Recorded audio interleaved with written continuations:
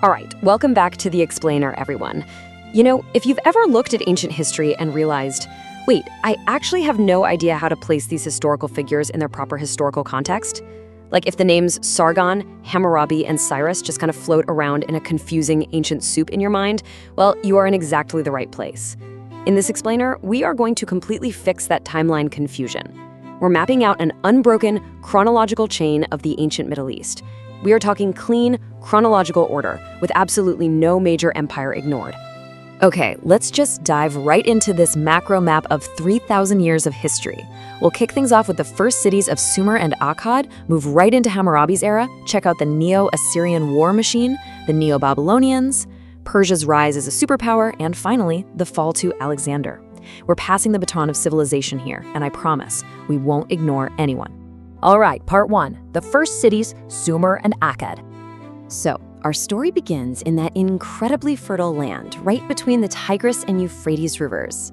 This is literally the cradle of civilization, the exact place where the grand experiment of urban living and kingship began. Now, what's really interesting here is exactly where we anchor Sargon of Akkad, 2334 BCE. Before this date, you just had independent Sumerian city-states.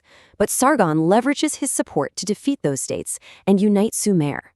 This exact moment is when history definitively shifted from independent city-states into the world's first true multinational empire. And you have to remember, these early people were definitely not nomads. They were spectacular, ambitious builders. Just consider the ziggurat for a second.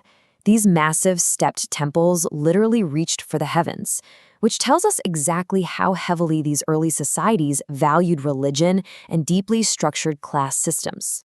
In fact, the Sumerians laid down the cultural bedrock for humanity. We're talking cuneiform script, the wheel, advanced irrigation, and yes, even sailboats. These were all world-first inventions. And the beautiful thing about our unbroken chain of history here is that when the Akkadians formed their empire, they didn't destroy this culture, they completely absorbed it. They used the exact same script, worshipped the same gods, and set our entire historical narrative in motion. Moving right along to part two, Hammurabi to the Dark Age. Eventually, those great Sumerian and Akkadian dynasties fell apart, which plunged the region into a fragmented era where new Amorite kingdoms started popping up. Now, notice the date 1792 BCE. This is where we firmly place Hammurabi in his proper context. Before him, Babylon was just a small, relatively insignificant Amorite town. But through some truly brilliant diplomacy and military force, he transformed it into a massive empire covering almost all of Mesopotamia.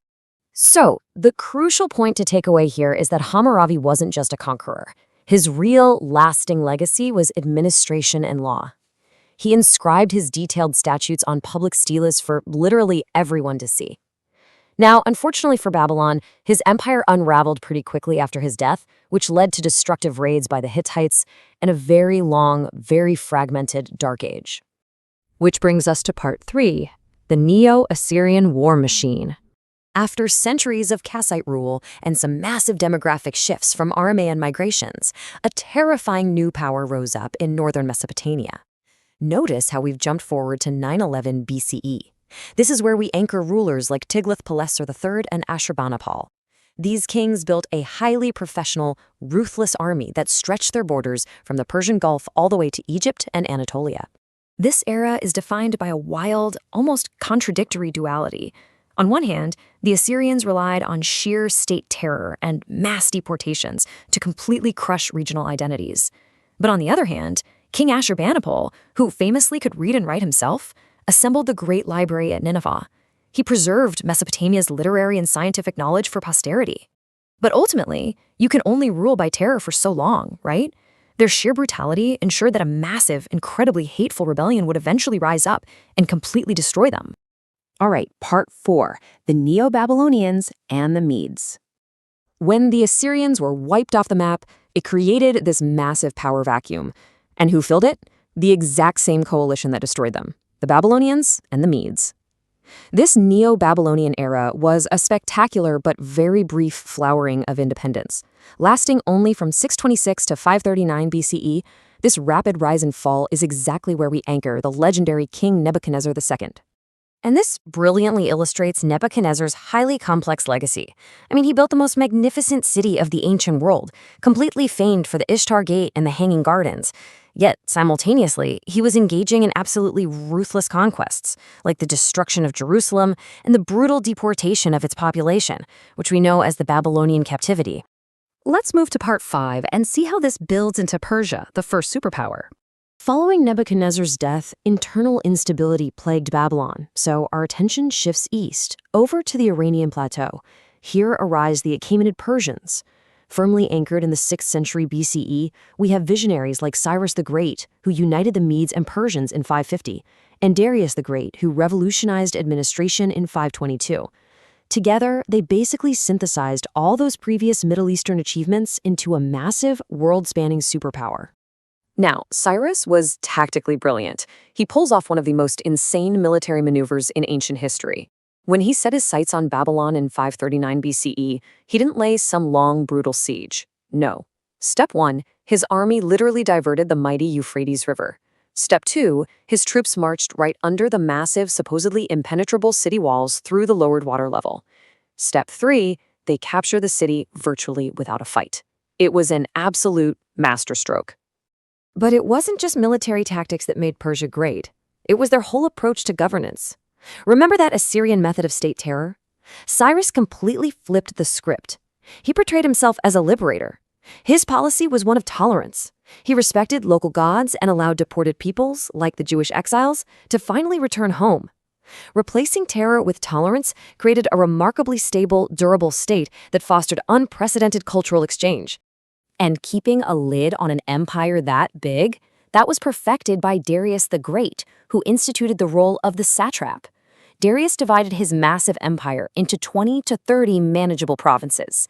Each satrap was a provincial governor managing taxes and local law, but crucially, Darius kept them in check.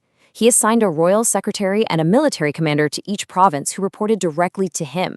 This pioneered a system of checks and balances that empires would copy for centuries.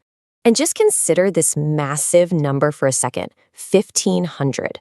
That represents the 1,500-mile royal road built by Darius, stretching from Susa all the way to Sardis. It featured these relay stations that allowed information and troops to move at lightning speed. I mean, Darius even completed a precursor to the Suez Canal, linking the Nile to the Red Sea.